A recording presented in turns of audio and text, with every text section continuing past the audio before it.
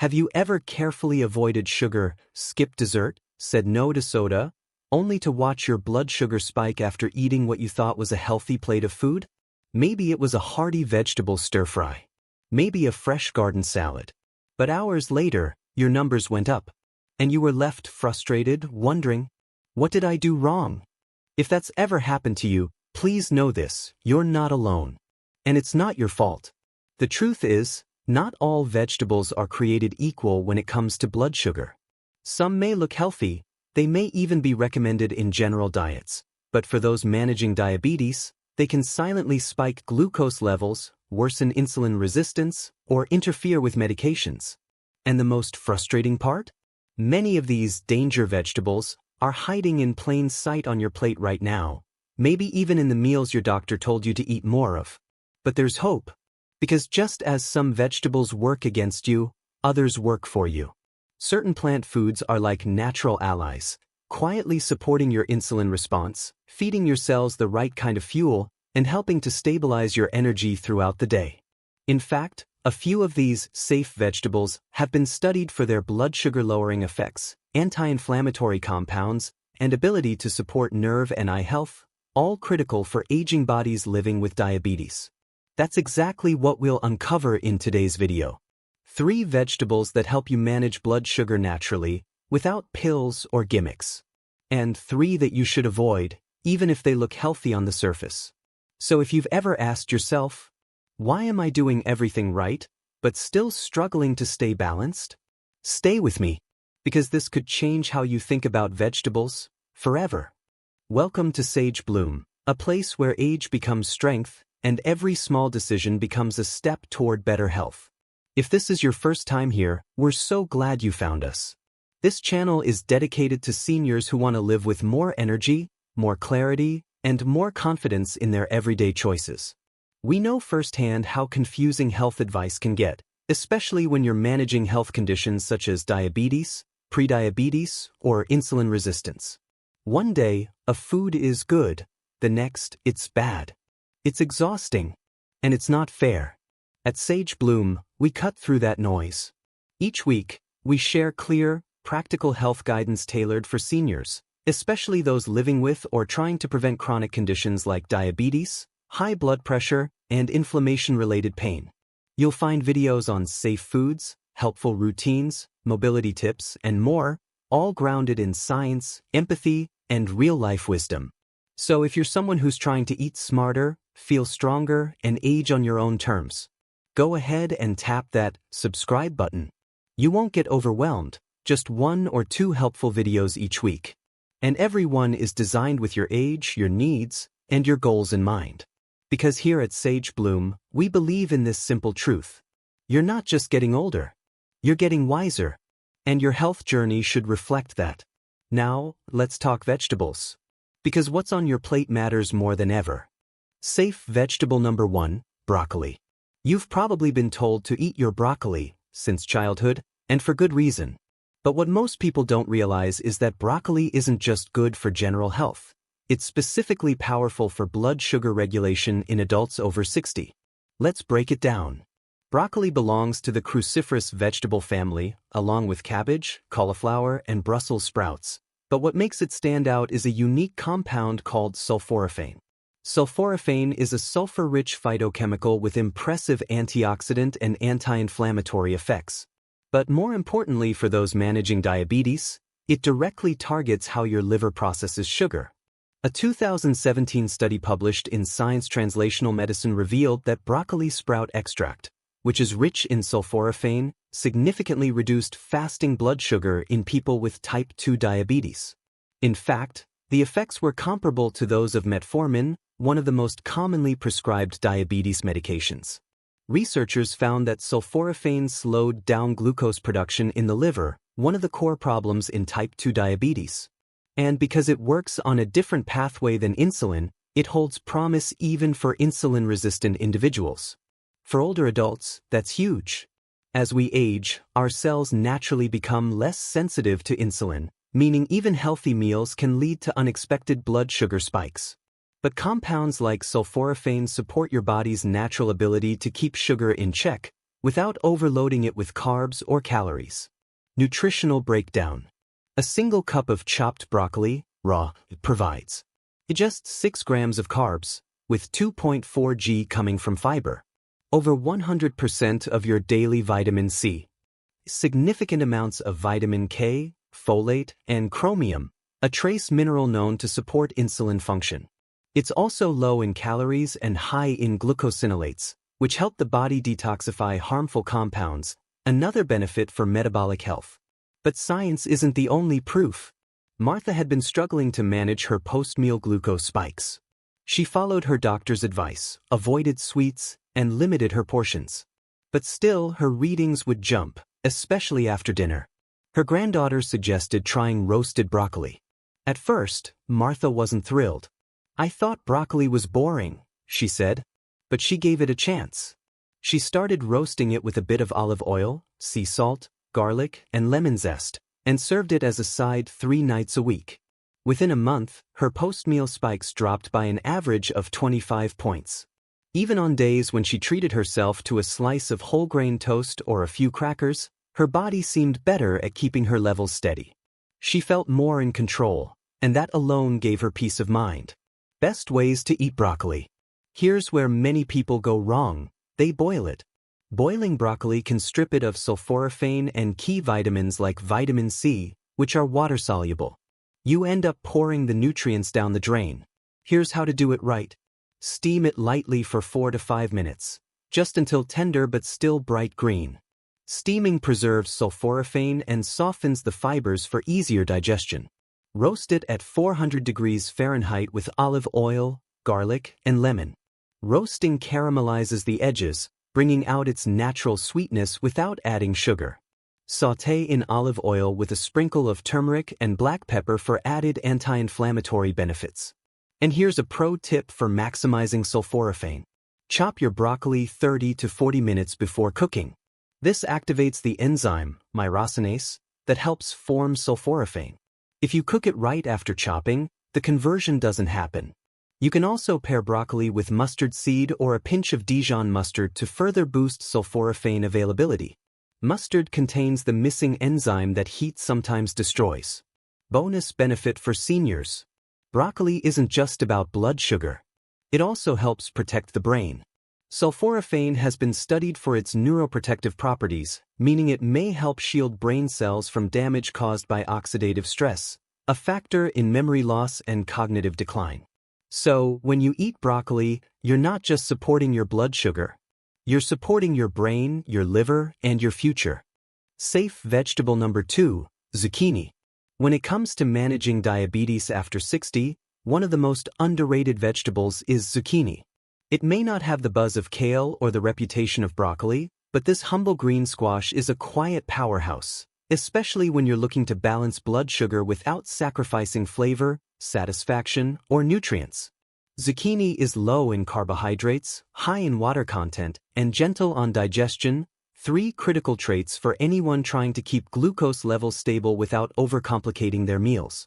But here's what sets zucchini apart. Its glycemic load is remarkably low, meaning that even if you eat a generous portion, it won't spike your blood sugar. That's a big deal. Glycemic load measures not just how fast a food raises blood sugar, but how much sugar it contributes overall. And zucchini barely makes a ripple. The science behind zucchini's power. 1 medium zucchini, about 6 to 7 inches long, contains just 6 grams of carbohydrates, with nearly 2 grams from fiber. A mere 33 calories. Over 35% of your daily vitamin C needs. A healthy dose of potassium, which helps regulate blood pressure and fluid balance. Trace minerals like manganese, magnesium, and folate, all of which support nerve health and metabolic efficiency. But most importantly, zucchini has a hydrating effect on the body. Its high water content, over 94%, helps with satiety, keeps digestion smooth, and dilutes sugar concentration in meals when used as a base or side. In a 2014 review published in Nutrition Journal, researchers noted that low glycemic vegetables like zucchini are strongly associated with improved insulin response, especially in older adults who face age-related insulin resistance. Roger had been on medication for type 2 diabetes for nearly 12 years.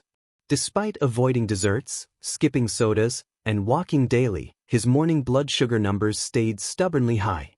He was tired, frustrated, and confused. His daughter, a dietitian, suggested one small change. Replace pasta with spiralized zucchini noodles twice a week. At first, he was skeptical. How can zucchini possibly replace spaghetti? But after trying a simple zucchini pasta dish with olive oil, garlic, and herbs, he was hooked. After 4 weeks of consistent swaps, he lost 4 pounds without changing anything else. His fasting glucose dropped by 14 points. And most importantly, he felt lighter and less bloated after dinner. Roger now calls his zucchini nights his reset meals. He still enjoys traditional pasta occasionally, but knowing he has a blood sugar-friendly option keeps him balanced, physically and mentally. How to use zucchini for blood sugar balance. Zucchini is one of the most versatile vegetables you can have in your kitchen. It absorbs flavor beautifully and works with virtually every cuisine.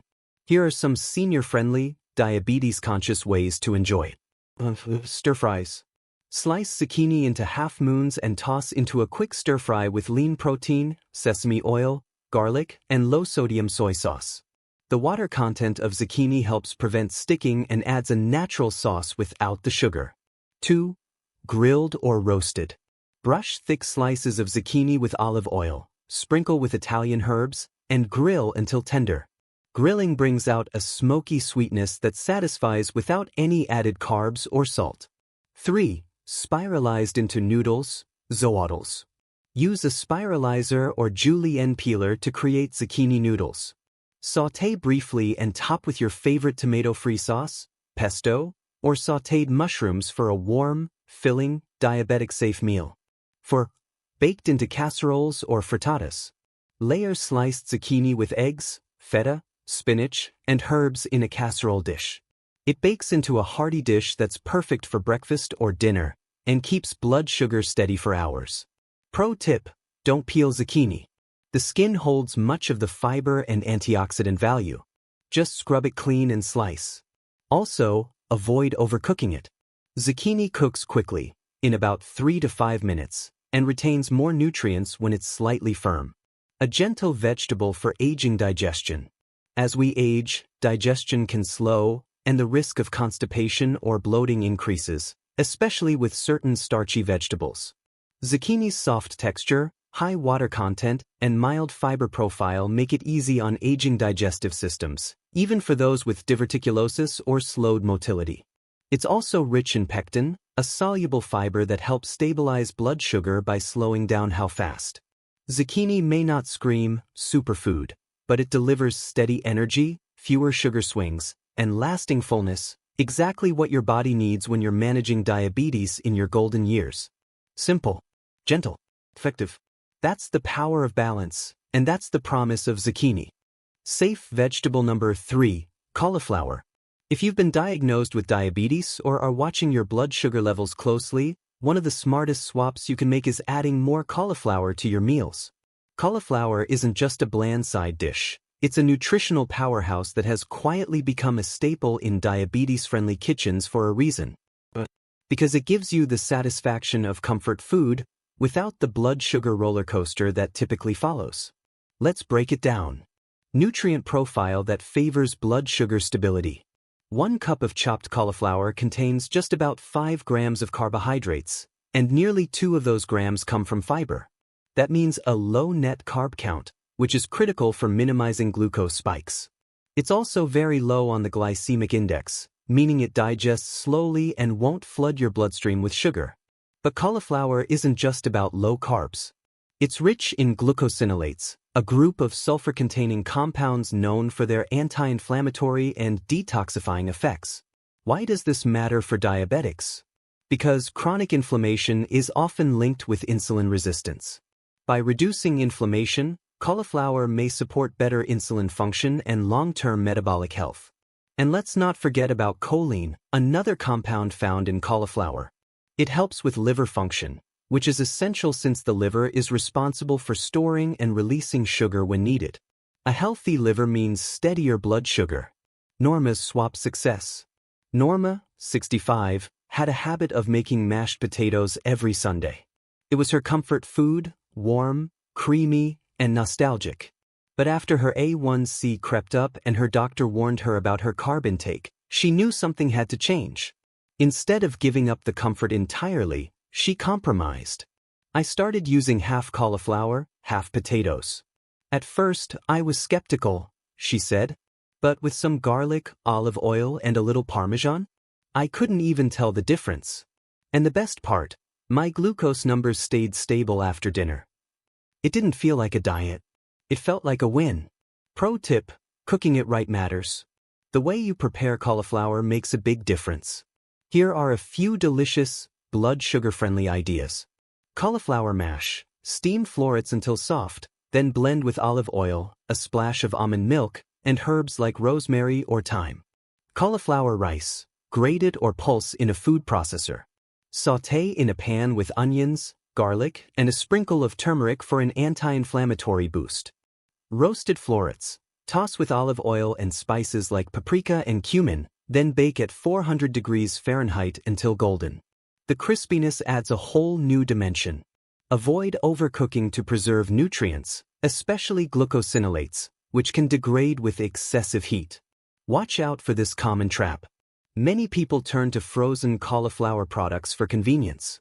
But here's the catch. Lots of prepackaged cauliflower dishes come with creamy or cheesy sauces that are loaded with sodium, starch thickeners, and hidden sugars, all of which can quietly sabotage your blood sugar goals. Always read labels. Look for options labeled unsauced or no added ingredients. Or better yet, make your own versions at home where you control every ingredient. Bonus tip: cauliflower pizza crust. Miss Pizza? Cauliflower to the rescue. When blended and baked with egg and cheese, cauliflower creates a crisp, low-carb pizza base that satisfies cravings without the carb bomb. Pair with sugar-free marinara and low-fat cheese for a diabetic-safe indulgence. Small swaps, big wins. Managing diabetes isn't about perfection. It's about choices, and cauliflower gives you more of them.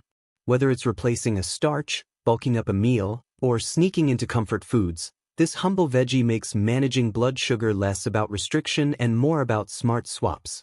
We've explored the vegetables that can support your blood sugar, nourish your body, and make your meals more satisfying, all without the glucose spikes. But now, let's flip the plate. Because while some vegetables are diabetic-friendly heroes, others can quietly work against you, even if they seem healthy at first glance. These next three are commonly found in kitchens across the country, and for good reason. They're versatile, affordable, and often marketed as wholesome. But if you're living with diabetes or prediabetes, they might be sabotaging your efforts, especially when eaten in larger portions or prepared the wrong way. Let's take a look at the top 3 vegetables to avoid, and what makes them a hidden danger to blood sugar balance. Number 1. Sweet potatoes. Sweet potatoes are often praised as a superfood. Rich in fiber, vitamins A and C, and packed with antioxidants, they've earned their place in many healthy diets. But when it comes to managing blood sugar, especially for seniors living with diabetes, this seemingly innocent root vegetable can become a hidden saboteur. Despite their vibrant color and nutrient profile, sweet potatoes have a high glycemic index and load. That means they digest quickly and can cause a rapid spike in blood sugar, particularly when they're baked, roasted, or mashed, common preparation methods that make the starch more accessible to the body.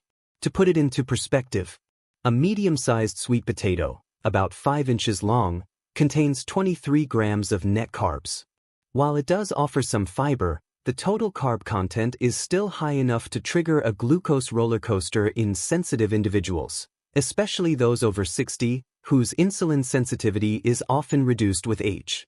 In a 2016 meta-analysis published in Nutrition Journal, researchers found that sweet potatoes significantly increased postprandial, after-meal, glucose levels in type 2 diabetics, even more so when the potatoes were cooked using dry heat methods like baking or roasting. The glycemic index can shoot as high as 94 in some cases, well into the high category. For seniors managing diabetes, consistency is key. Big swings in blood glucose not only lead to fatigue and brain fog, but also gradually wear down insulin regulation over time. That's why even healthy foods need a second look when they're carb-heavy and fast-absorbing. Linda, age 70, thought she was making the right switch. After hearing sweet potatoes were better than white potatoes, she replaced her regular starch with a medium roasted sweet potato during lunch. Her fasting level that morning was a stable 110 milligrams per deciliter. But within an hour of eating, her CGM, continuous glucose monitor, showed a jump all the way to 185. It felt like I was doing something right, but the numbers told a different story, she said. I was tired, foggy, and honestly frustrated. I thought I was eating smart. For many seniors like Linda, it's not about eliminating foods entirely, it's about understanding how your body reacts and adjusting portions and timing. But sweet potatoes, for many, are simply too glycemically intense to be a daily staple. The danger with sweet potatoes isn't just the carbs. It's the portion distortion and how they're commonly prepared. A baked sweet potato is soft, sweet, and comforting, but it's often served with butter, cinnamon, or even honey, compounding the sugar load. Mashed versions are even worse. Blending the fibers into a soft puree makes the carbs absorb faster. It's like putting sugar on a water slide straight into your bloodstream. Even if you're not adding toppings, the natural sugars in sweet potatoes, mainly glucose and fructose, are quickly broken down in the digestive system. For someone with impaired glucose tolerance, this becomes a metabolic stressor. Better swap turnips or butternut squash. You don't have to give up warm, cozy root vegetables altogether. Two better options? Roasted turnips. These look like potatoes but have only about 6 grams of carbs per cup. They roast beautifully with olive oil, rosemary, and garlic and don't carry the sugar load. Butternut squash, in moderation, still slightly sweet, but with less than half the carbs of a sweet potato. A half cup of cooked squash contains around 10 grams of carbs and adds a gentle flavor without causing large glucose surges. Just be mindful of the portion sizes and avoid sugary glazes or caramelization. What you can do instead? If you absolutely love sweet potatoes, you can try this approach. Slice very thinly and roast into chips. This limits quantity naturally. Pair with a healthy fat, like avocado or olive oil, and protein, like grilled chicken or tofu, to help blunt the glycemic effect. Never eat alone. Combine with fiber-rich vegetables and leafy greens to balance your plate. But for most seniors, especially those seeing rising A1C or glucose instability, the smarter option is to lean into lower-carb root veggies and skip the sweet potatoes, at least for now. Sweet potatoes aren't bad, but for diabetics, they can behave badly. Their natural sugar content and preparation methods often cause more harm than help when it comes to blood sugar stability. Always test your individual response, and never assume that just because it's natural, it's right for your body. Number 2, beets. Beets have long been praised for their earthy sweetness, vivid purple-red hue, and heart-healthy benefits. And there's no denying they have nutritional value, rich in folate, antioxidants, and natural nitrates that support blood pressure. But for those managing diabetes, especially seniors with slower glucose metabolism, beets come with a hidden danger: sugar, and quite a bit of it. Let's unpack this. A single cup of boiled beets contains about 9 grams of natural sugar, most of it in the form of glucose and fructose. That may not seem outrageous at first, until you consider how most people eat beets. They're often roasted, which intensifies their sweetness by reducing water content and concentrating sugars. Or they're juiced, stripping away the fiber that helps slow sugar absorption and delivering a sugar bomb directly into your bloodstream. Why this matters for diabetics? Beets fall into that tricky category of foods that are healthy in general, but not necessarily blood sugar friendly. Their glycemic index, GI, ranges from moderate to high, around 61. But their glycemic load, GL, can rise quickly depending on portion size and preparation. For someone with insulin resistance or reduced pancreatic function, common in those over 60, that's a recipe for a hidden sugar spike. The key problem? Beets don't taste overtly sweet like a dessert or fruit. So many people with diabetes don't expect them to raise glucose the way a pastry or soda would, but they absolutely can. Clarence, 67, thought he was doing everything right. He started eating more clean, replacing processed foods with roasted beet salads drizzled in olive oil and goat cheese. But after wearing a continuous glucose monitor, CGM, for 3 weeks, he noticed a pattern. His post-meal readings were spiking by 35 to 40 points on days he had beets. "I thought it had to be the dressing or cheese," he said. "But when I tried the salad with only plain beets and arugula, the spike still happened. That's when I realized it was the beets themselves." He now enjoys them in very small portions, no more than once a week, and always paired with low-carb, high-fiber greens to reduce the impact. Beet juice, a concentrated risk. One of the worst offenders for diabetics is beet juice. Without fiber, the sugars in beets are absorbed almost instantly. A single 8-ounce glass of beet juice can deliver over 20 grams of sugar, more than some soft drinks. And because it's marketed as a natural tonic for energy or blood pressure, many seniors are unknowingly setting themselves up for glucose surges.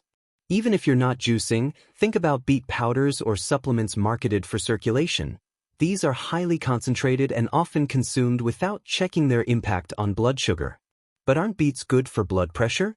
Yes, they are, mostly due to their nitrate content, which converts into nitric oxide and helps relax blood vessels, lowering blood pressure. But here's the catch. You can get similar nitrate benefits from leafy greens like arugula and spinach, without the sugar load.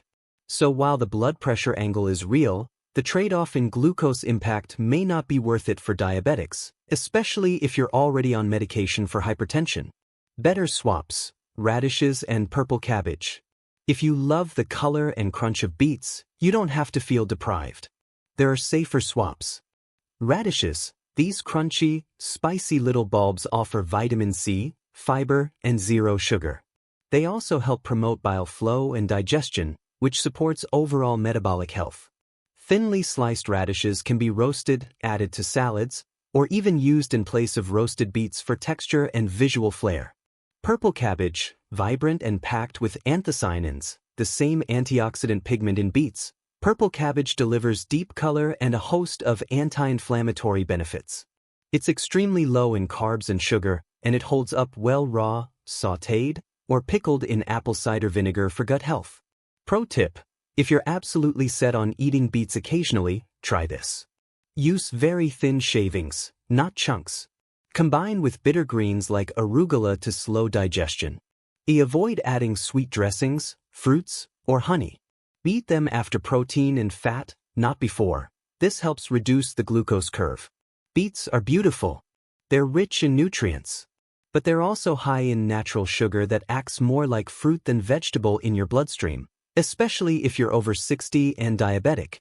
Don't let their superfood status fool you into thinking they're guilt-free. When it comes to blood sugar, not all vegetables are created equal. Number 3, carrots. Carrots, crisp, bright, and endlessly praised. They've earned their place in the healthy foods Hall of Fame thanks to their beta-carotene, fiber, and eye-supporting nutrients. But when it comes to blood sugar management, especially for adults over 60, there's one word you need to remember: portion. Because while carrots aren't inherently bad, how much you eat and how you prepare them makes all the difference. Let's unpack the surprising truth behind this seemingly innocent vegetable. What makes carrots tricky for diabetics? A single medium raw carrot contains around 5 grams of carbs, including 2.9 grams of sugar, mostly in the form of sucrose and glucose. That may sound modest, but things get complicated quickly when you eat carrots in large portions or in concentrated forms like juice. Their glycemic index, GI, hovers around 71 when juiced. That's in the moderate to high range, similar to white bread. However, their glycemic load, GL, which measures actual impact per serving, is usually low when eaten whole and raw. The trouble comes when well-meaning seniors decide to juice carrots daily or snack on large piles of baby carrots without balancing them with fat or protein. That's when spikes happen. Jane, 66, had been managing her type 2 diabetes fairly well. She avoided sugar, exercised moderately, and kept her A1C around 6.5%. Then she started drinking fresh carrot juice every morning. She'd heard it was great for her eyes and skin. "It was just 1 cup a day," she said, "but I noticed I started feeling more sluggish after breakfast." At her next checkup, her A1C had climbed to 7.2%, despite no changes in exercise or other meals. Her doctor helped her identify the culprit, the carrot juice. Just 1 cup of carrot juice can contain over 20 grams of natural sugar. And because juice lacks fiber, those sugars hit the bloodstream quickly, leading to sharp spikes that don't show up right away but compound over time. Why fiber and fat matter? Eating a whole carrot with hummus or a handful of almonds. That's likely safe for most people with diabetes, because the fiber and fat slow down digestion. But pureed or juiced carrots remove the fiber, turning a gentle carb into a fast-acting sugar load. Here's how the numbers break down. 1 small raw carrot, about 5 to 6 inch for 5G carbs, low GI. 1 cup carrot juice, 22G carbs, high GI. 1 cup cooked carrots, 12G carbs, and more glycemic impact due to soft texture. As we age, our insulin response becomes slower and less efficient, especially in the presence of insulin resistance or metabolic syndrome. That's why portion control becomes critical even for healthy foods like carrots. Pro tip: if you love carrots, the safest way to enjoy them is raw and in moderation, 1 to 2 small carrots max. Paired with healthy fats like avocado or hummus. Eaten after protein, never on an empty stomach. Avoid juicing entirely unless combined with low GI greens and fiber. Better swap celery or cucumber. If you're looking for that crisp, refreshing crunch without the blood sugar risk, consider celery or cucumber instead. Yes, they're technically fruits, but in the diabetic diet, they behave like vegetables. A celery is nearly calorie-free, has almost no sugar, and offers antioxidants like apigenin that support vascular health. Plus, its natural sodium content can be helpful for those with low blood pressure or on diuretics. A cucumber is over 96% water, with trace carbs and a cooling effect that supports hydration, important for kidney function and glucose control. These swaps give you the crunch and hydration of carrots, with almost zero impact on blood sugar. And if you really love carrots, use them as an accent, not a base. A few grated strips in a salad? Go for it. A 1/4 cup chopped into a stir-fry? Totally fine. Just avoid the carrots as the main event approach, especially in purees, juices, or cooked stews that magnify their sugar content. The takeaway: carrots aren't bad, but watch the quantity. Many diabetics fall into the trap of, if it's a vegetable, it must be good. But diabetes is a numbers game, and portion size matters just as much as food type. Carrots can absolutely be part of a balanced diabetic diet, just not in excess. Overdoing them, especially in juiced form, is like tricking your body with a natural sugar bomb in disguise. Respect the portion, keep it balanced, and your blood sugar will thank you. The one veggie that helps lower blood sugar naturally. Bitter melon. Its surface is rough, its taste sharp, even unpleasant at first. But beneath that bumpy green skin lies one of the most powerful natural tools for blood sugar control you've likely never heard of. In many parts of Asia, Africa, and the Caribbean, bitter melon has been used for generations in traditional medicine to treat high blood sugar. And modern science is finally catching up.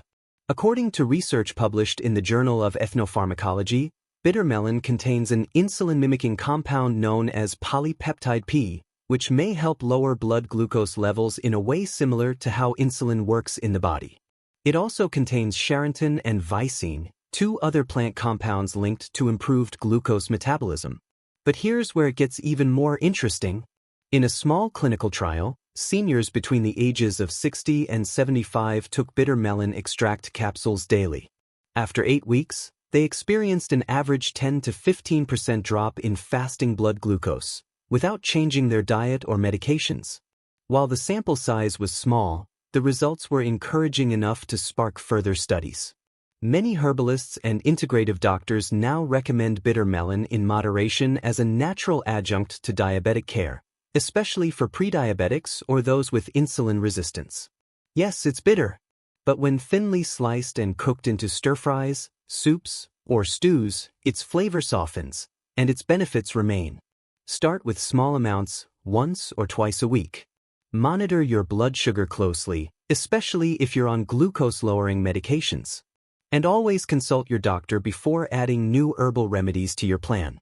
Bitter melon isn't for everyone, but for some, it's a game changer. Which vegetable surprised you the most today? The ones to eat or the ones to avoid? Drop your answer in the comments below. We read everyone, and your insight might help someone else feel seen, heard, and encouraged. If this video gave you even one helpful tip, consider giving it a like, tapping subscribe, and sharing it with a friend or family member managing their blood sugar. At Sage Bloom, we post weekly health guides made just for older adults, easy to understand, science-backed, and designed to help you live stronger, longer. You are part of a growing community that values wisdom over fear, clarity over confusion, and real progress over perfection. Because you're not just aging, you're growing wiser. And we're honored to grow right alongside you. We'll see you in the next video.